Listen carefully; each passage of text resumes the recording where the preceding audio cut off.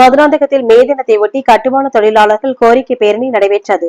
செங்கல்பட்டு மாவட்டம் மதுராந்தகத்தில் தமிழ்நாடு கட்டுமான உடலுழைப்பு தொழிலாளர்கள் நல மத்திய ஐக்கிய சங்கத்தின் மே தினத்தை விட்டு கோரிக்கை கவனஈர்ப்பு பேரணி மற்றும் பொதுக்கூட்டம் நடத்தப்பட்டது. மதுராந்தகம் நகரில் உள்ள பேருந்து நிலையம் எதிரில் நகரின் முக்கிய வீதிகளில் கட்டிட தொழிலாளர்களின் பேரணி நடைபெற்றது. இந்த பேரணிக்கு மாநில தலைவர் குமார் தலைமை தாங்கினார்.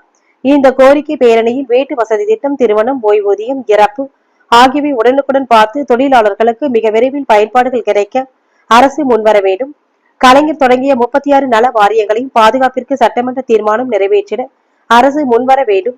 அமைப்பு சாரா தொழிலாளர்களுக்காக தனி அமைச்சகம் உருவாக்க வேண்டும்.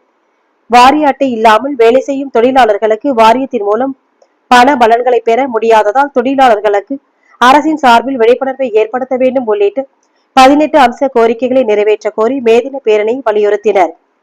வீடற்ற கட்டுமான அமைப்பு சாரா தொழிலாளர்களுக்கு 5 சென்டும் பட்டாவும் வழங்க வேண்டும் போன்ற பல்வேறு கோரிக்கைகளை வலியுறுத்தி மே தினமான இன்று கையில் பதாகைகளை ஏந்தியவாறு 1000க்கும் மேற்பட்டவர்கள் மதுராந்தகத்தின் முக்கிய வீதிகள் வழியாக சென்றனர்.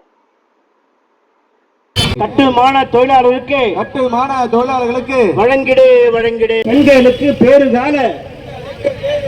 பெண்களுக்கு பேறுகால உதவியினை உயர்த்தி கொடு